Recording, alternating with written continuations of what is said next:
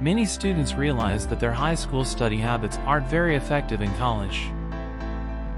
There are many active, effective study strategies that are shown to be effective in classes.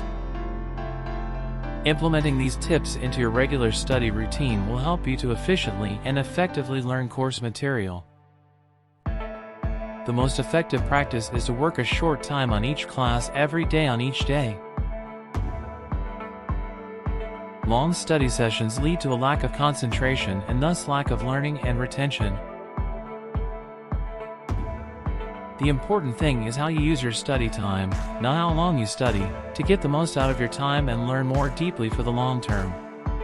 The study cycle, developed by Frank Price, breaks down the different parts of studying: previewing, attending class, reviewing, studying, and checking your understanding. It is important to understand the importance of all stages of this cycle to help make sure you don't miss opportunities to learn effectively.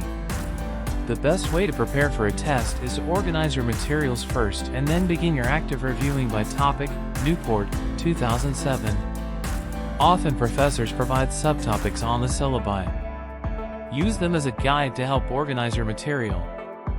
For example, gather all of the materials for one topic: PowerPoint notes, textbook notes, articles, homework, etc., and put them together in a pile. Label each pile with the topic and study by topics. For technical classes, work the problems and explain the steps and why they work. For non-technical classes, figure out the big ideas so you can explain, contrast, and re-evaluate them. For more information on the principle behind active studying, check out our tip sheet on metacognition. The study cycle is a series of steps that help students understand and apply the information they are learning. It can be found at the bottom of the page.